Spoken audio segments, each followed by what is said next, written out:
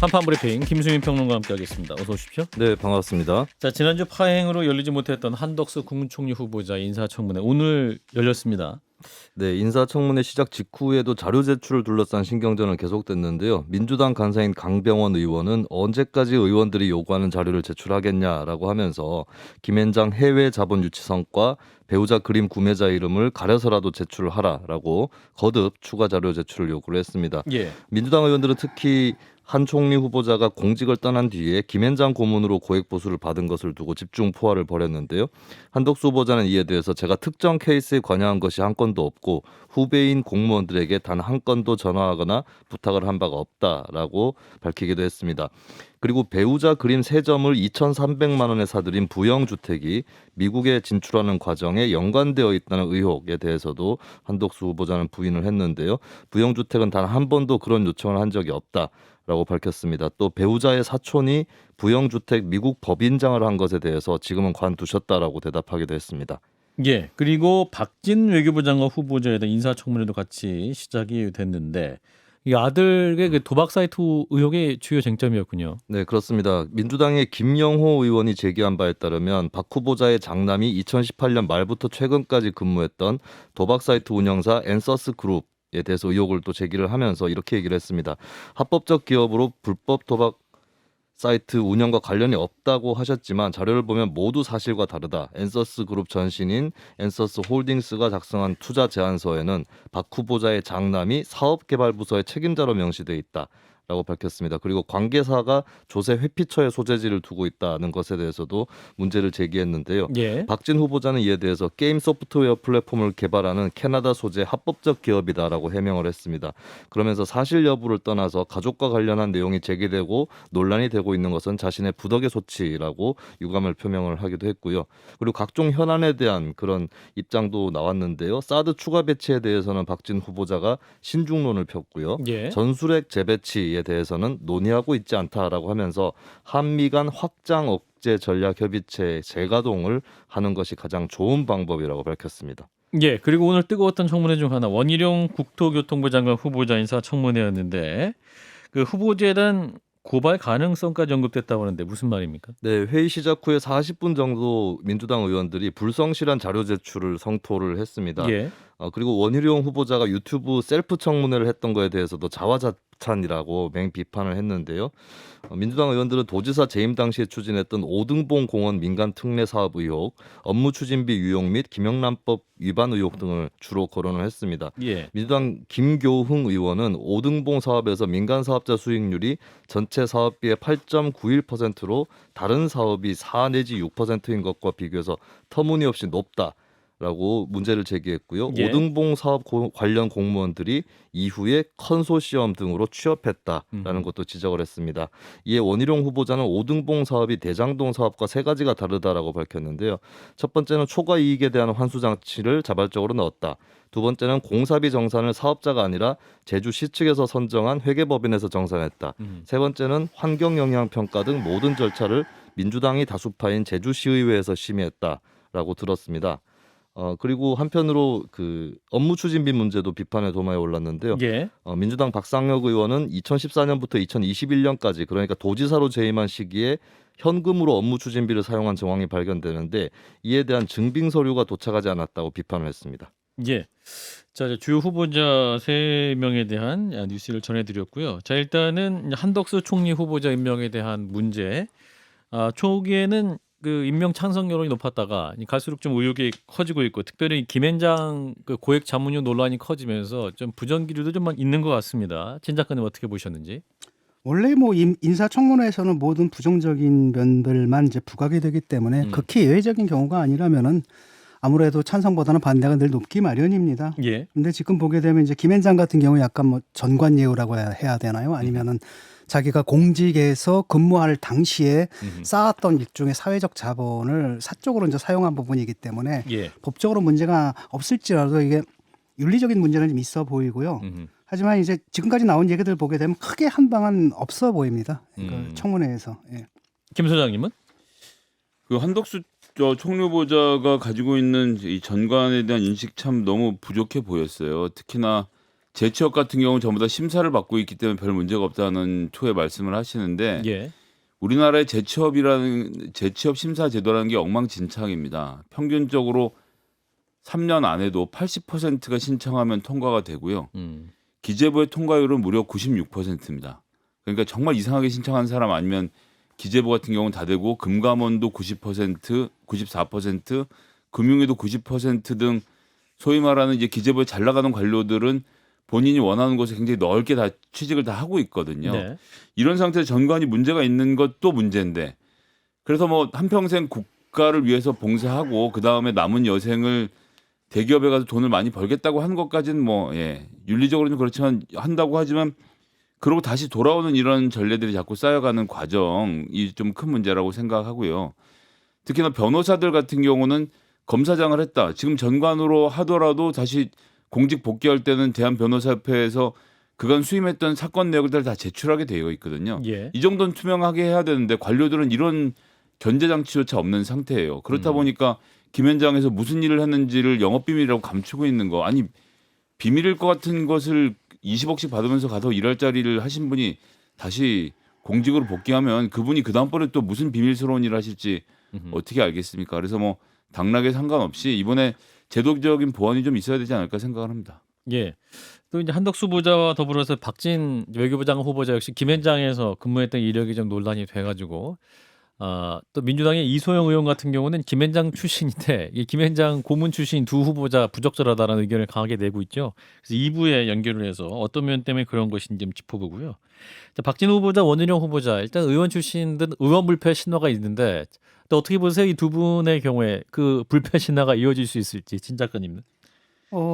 의원들이 뭐 의원들을 봐주는 경향이 뭐 없지는 않겠지만 그것보다는 그래도 국회의원이라고 하면은 이제 노출되어 있지 않습니까? 그래서 그렇죠. 사실은 그 부패하려고 해도 눈이 많아가지고 부패하기 좀 힘든 구조가 있어서 지금 예. 어느 정도 걸러진 사람들이라고 볼 수가 있고요. 네. 박진 의원 같은 경우에는 이제 결국 성인 아들 문제지 않습니까? 그래서 결정적인 것은 아닌 것 같고 원희룡 후보 같은 경우에는 이분이 저 이재명 후보의 대장동 일타 강사. 법인카드라든지 예. 이분을 뭐랄까 좀 강하게 비판을 했는데 이분도 이렇게 업무 추진비 쓴 것 같은 거 보면은 조금 상식적으로 좀 납득이 안 되는 부분들이 좀 있거든요. 예. 이 부분을 어떻게 방어하는지 좀 지켜보겠습니다. 예. 자, 김 소장님은? 박진 외교부 장관 아들 문제는 저도 동의합니다. 그 뭐 성인이 하는 일에 대해서 비판할 수 있고 욕은 먹어야 되지만 그것이 장관 업무 수행에 결정적인 하자냐라고 하면 그렇게 보지는 않는데 예. 문제는 해명 과정에서 계속 거짓말을 했어요. 처음에 무슨 기술직인 것처럼 하다가 나중에 이제 그 파운딩 파더로 이제 처음에 설립할 때 서류에 서명했던 것들 들키고 지금 이 과정에서도 여러 가지로 굉장히 중요한 중역이었던 게 나오지 않습니까? 예. 그냥 그렇게 했다라고 미안하다고 사과하면 되는데 이런 것들이 좀 부족했던 것 같고 원희룡 지사는 말 그대로 자승자박이죠. 예, 대장동 일타 강사라고 했는데 오등봉 공원 사업도 너무나도 이상하게 많은데다가 자기는 옆집에 누구 사는지 몰랐다고 하는데 단 8채가 있는 고급 단독 주택 그 모여 있는 곳에 두 업체가 컨소시엄에 참여했다는 거 누가 봐도 이상하지 않습니까? 그런 문제다. 특히 법인카드 같은 경우는 좀 그렇습니다. 도지사가 예를 들어서 전 세계 1위 유튜버인 퓨디파이를 제주도에 불러서 제주도 이 문화 체험하면서 16만 원짜리 저녁 같이 먹을 수 있죠. 그 비용 지출했으면 16만 원짜리 먹었다고 쓰면 될 거 아닙니까? 예. 왜 그것을 3만 원으로 쪼개서 48만 원을 16명이 먹었다라고 앉을 자리도 없는 공간에 22명을 밀어넣어서 하는 것처럼 서류를 꾸미고 그것도 부족해서 제주도 총무과에 있는 다른 법인카드들이 원희룡 지사가 좋아하는 단골집에 하루 6번씩 카드 결제를 하는 등의 모습이 보이거든요. 그러니까 예. 의원 불패 얘기하시는데 이분들 이 자치단체로 가면 자치단체에 가려져서 그냥 이렇게 하시는 것 같아요. 좀 이런 부분은 정확하게 해명을 하셔야지 직원들이 하는 일이니까 나는 모른다라고 넘어갈 수는 없을 것 같습니다. 예. 김소영 선생님이 굉장히 자세히 보셨네요. 제가 또 이게 원래 하던 분야라서요. 네, 청문 위원 수준으로. 예, 자꾸 밖에 나와서 보게 되네요. 자, 김수현 평론가 첫날 이 슈퍼위크 청문회 슈퍼위크라고 했는데 어떻게 보셨어요? 네, 일단은 한덕수 후보자 관련해서 공방을 지켜보고 있는데 예. 조금은 갑갑한 교착 상태가 있는 것 같습니다. 갑갑하다. 뭐가 네, 갑갑하세요? 그러니까 한덕수 후보자도 내지 않은 자료가 어느 정도 있는 것이고 예. 민주당 입장에서도 이건 문제인 것 같은데 확실하게 어느 정도의 문제인지 아. 이것을 좀 입증하기가 어렵거나 아니면 늘 들지 못하거나 이런 부분들이 있는데 저는 결국에는 이제 사실 임명 동의안을 국회에서 처리하는 자리는 한덕수 후보자 한 자리인 것이고 그렇죠. 그렇다면 다른 후보자들 장관 후보자들의 거취 문제하고 음흠. 한덕수 후보자의 거취하고 좀 연동이 되는 그런 흐름으로 앞으로 나아가지 않을까라고 음흠. 하는 그런 좀 생각이 들었습니다. 예. 일단 뭐 첫날이었으니까요. 또 내일도 좀 지켜봐야 될 것 같습니다. 자, 그리고 지난주 토요일이었습니다. 4월 30일에 이른바 검수완박 검찰 수사권 박탈 법안이라고 불렸던 두 개의 법안 중 하나죠. 검찰청법 개정안이 국회 본회의를 통과를 했습니다. 내일은 또 형사소송법 개정안이 통과될 예정이라고 하는데, 자, 여야는 오늘도 대결을 이어갔군요. 네, 그렇습니다. 국민의힘 권성동 원내대표는 문재인 대통령에게 법안 거부권 행사를 촉구했습니다. 검수완박 거부권 행사는 지난 5년간의 실정을 조금이나마 덜어낼 수 있는 마지막 기회라고 밝혔고요.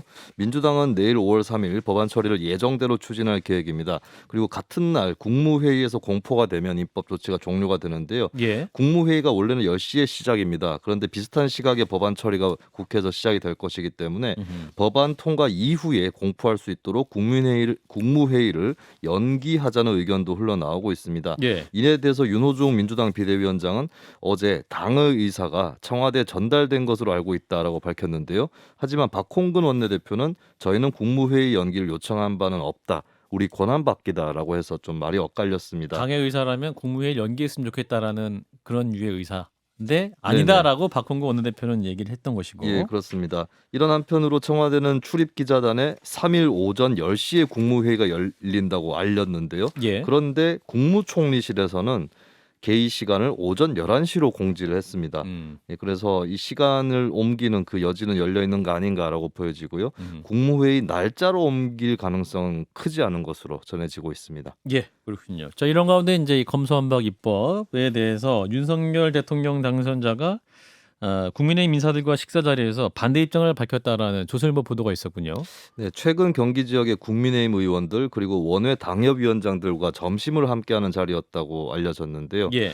윤석열 당선자 입장은 검수완박에 따른 수사 지연으로 국민이 피해를 볼 수 있다라는 것이고 그리고 경찰의 수사 역량이 결코 약한 것은 아니다라는 언급도 했다고 합니다. 예. 경험 있는 검사들이 수사 과정에서 경찰에 조언을 해주고 수사 성과에 따라서 인센티브를 시행하면 상당 부분 범죄 부패를 척결할 수 있을 것이다라고 밝혔다고 하는데 이것은 일단은 검경 협조 체계 구축으로 수사 역량의 저하를 막겠다라는 뜻으로 풀이가 되고 있습니다.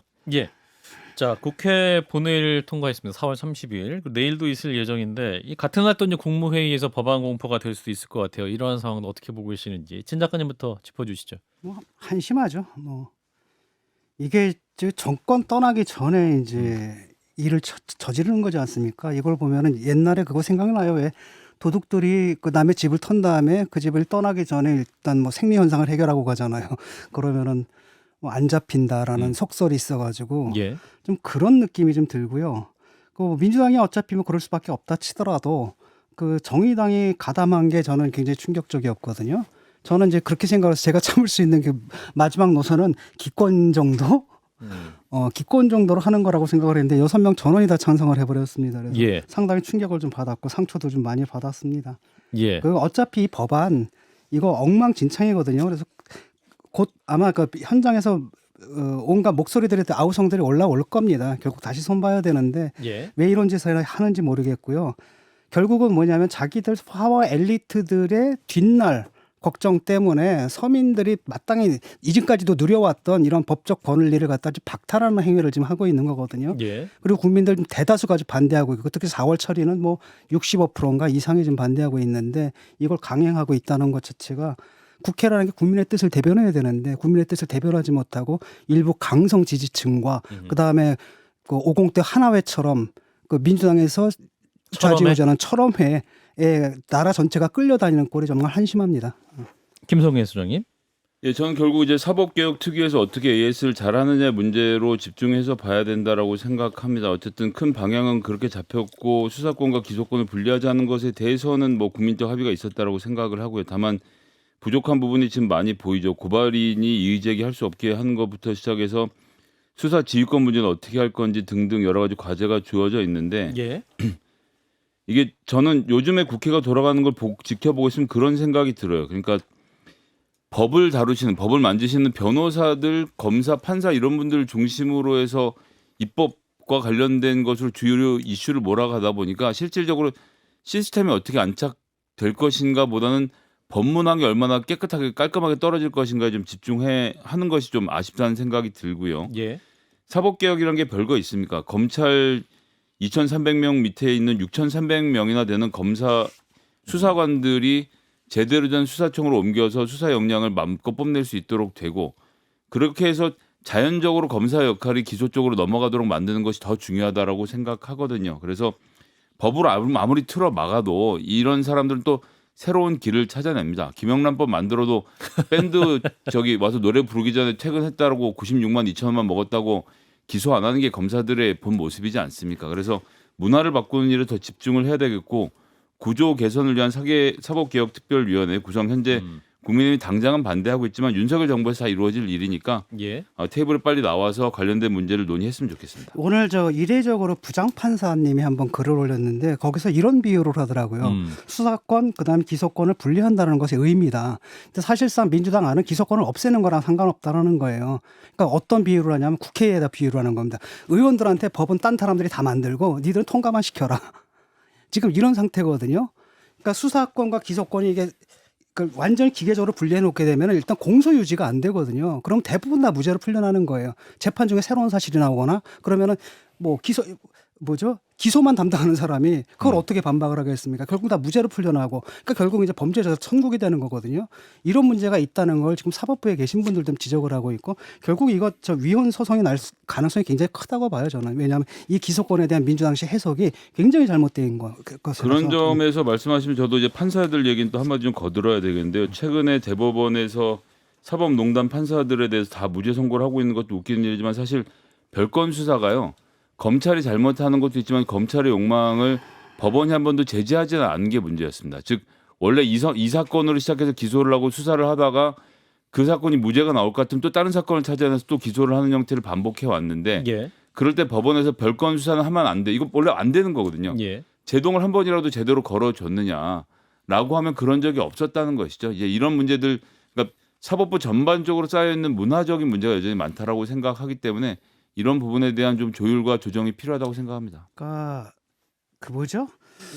법정에서 유죄를 받는 것은 확실한 물증이 있어야 되는 거거든요. 예. 지금 막 합리적인 의심을 모두 배제할 만한 확실한 물증이 있어야지 유죄가 나오는 건데 그 사안 같은 경우는 사실 사법농단이라는 것도 결국 밝혀진 바에 따르게 되면 이게 윤리적으로 징계를 받을 만한 사안이겠지만은 법적으로 불법이다라고 볼 수는 없다라는 게 법원의 판단이라는 겁니다. 그리고 뭐 몇몇 그 판사들의 그런 경우를 들어가지고 어떤 에피소드들을 가지고 판사 집단 전체, 대한민국 사법부 전체를 이렇게 몰아가거나 또 일부 검찰들의 일탈 행위를 가지고 한국의 검사 제도 자체를 갖다가 불법시하거나 사탄하거나 악마하거나 이런 데서 정책을 만들게 되면 이런 식의 엉망진창 입법이 만들어진다라는 겁니다. 진 작가님이 잘 모르시고 하시는 말씀이라 조금만 바로 잡으면요.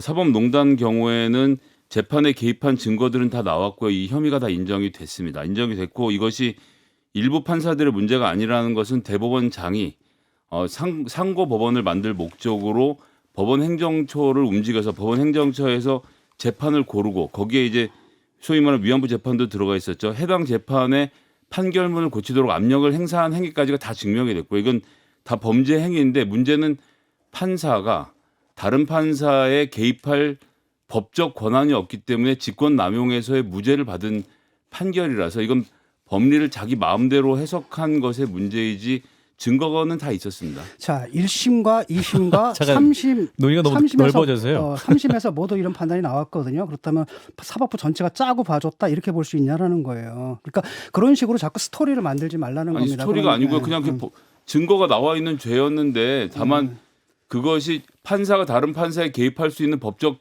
권한이 없었기 때문에 그러니까 직권남용이 아니라는 희한한 논리를 만들어낸 그러니까 쉽게 점을 말하면 인정을 법리적으로는 처벌할 수 없는 거라는 거예요, 그게. 해주셔야죠. 아까 전에 증거가 없다고 하셨잖아요. 아니, 그러니까 증거가 무슨 증거가 없어요. 아니 증거가 없는 사건에 대해서 세 건이라서 아니, 그러니까 무죄를 받은 것처럼 말씀하셨지만 증거는 다 있었다고요. 그게 증거가 유죄의 증거가 아니라는 거예요. 여기까지 하겠습니다. 거기부터는 청취자들이 판단하시겠네요. 유죄의 증거가 아니죠. 알겠습니다. 갑자기 그 사법부 농단까지 갔어요. 자, 하나 더 보죠. 윤석열 대통령 당선인이 1기 대통령실 간부 진용을 공개했습니다. 좀 바뀌었어요. 예, 그렇습니다. 국가안보실 초대실장에는 이명박 정부 때 외교부 2차관을 지냈던 김성한 고려대 교수가 인선이 됐고요. 경호처장에는 김용현 전 합참 작전본부장이 지명이 됐습니다. 예. 안보실 1차장은 이명박 정부 외교척사로 불렸던 김태효 성균관대 교수, 1차장 산하에는 그리고 경제안보비서관을 신설을 하기로 했고요. 2차장에는 신인호 전 청와대 위기관리비서관이 인선이 됐습니다. 그리고 대통령 비서실 수석 비서관 5명 또 공개가 됐습니다. 정무수석의 이진복 전 의원, 시민사회수석의 강승규 전 의원, 홍보수석의 최영범 전 SBS 보도본부장, 경제수석의 최상목 전 기재부 1차관, 사회수석의 안상훈 서울대 교수가 지명이 됐고요. 이번 인선에서 여성은 강인선 전 조선일보 논설위원이 유일했고요. 청년은 없이 참모진 11명의 평균 연령은 60.1세였습니다. 예. 11명 중에 서울 출신이 7명, 영남 3명, 충남 1명이라서 서육남이라는 지적도 한편으로 나왔습니다. 서육남? 서울 60대 남성. 아하, 그렇군요. 인사할 때마다 이렇게 참 네이밍을 열심히 합니다. 자, 문재인 정부는 이제 3실 8수석 체제였는데 결론적으로 보면은 2실 5수석 체제로 바뀐 거네요. 네, 그렇습니다. 정책실장, 민정수석실, 일자리 인사수석 이렇게 폐지가 됐고요. 배우자 의전을 담당하던 제2부속실도 사라져서 부속실 1개만 남았습니다. 예. 그런데 시민사회 수석실은 오히려 확대 개편이 된다고 합니다. 국민통합, 시민소통, 종교다문화, 국민제안, 디지털 소통 이렇게 5개 분야 비서관을 둘 방침이고요.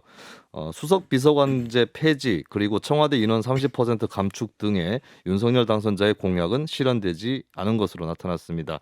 이에 대해서 장제원 당선인 비서실장은 예. 30% 감축 이런 수치보다는 조금 더 슬림하게 가겠다는 것이다라고 정리를 했고요. 수석 비서관 폐지를 하지 않은 것에 대해서는 단어를 굳이 바꾸는 것은 바꾸기 위해 바꾸는 것 아니냐라고 말하기도 했습니다. 예, 그리고 관심 모았던 안철수 인수위원장이 제안했던 과학교육 수석은 신설 안 하기로 했는데 왜 그렇습니까?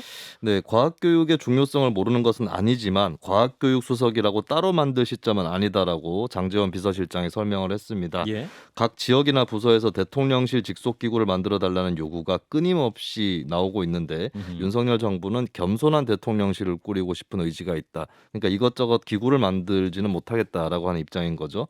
그렇게 밝히면서 대신에 대통령실 직제에 들어가 있는 교육비서관과 과학비서관을 일단 운영을 하면서 일단 과학교육 수석 신설은 유보를 하기로 했습니다. 네, 겸손한 대통령실을 꾸리고 싶다라는 의지. 자, 2실 5수석 체제로 개편이 되는데 어떻게 판단하셨는지 진 작가님부터 들어볼까요?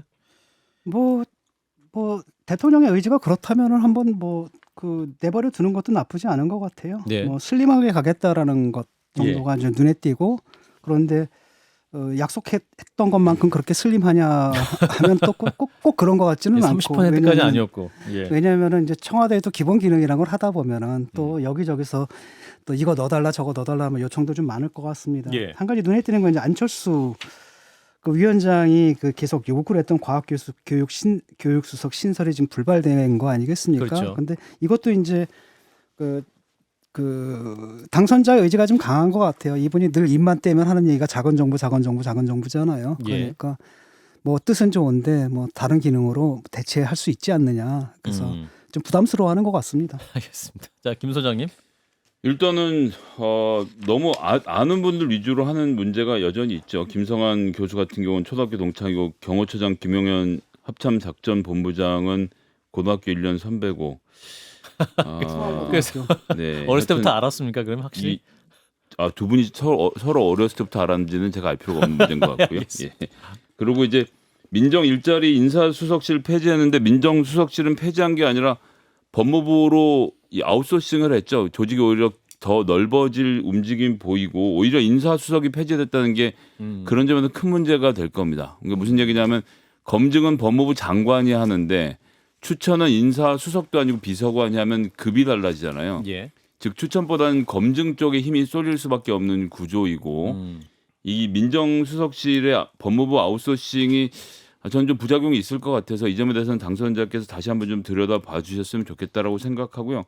공약은 뭐 바꿀 수 있죠. 슬림화가 잘 안 되면 적절한 수준을 유지하면서 어쨌든 이 청와대 비서실이라는 게 정부 부처를 다 통할해서 움직이는 곳이니까요.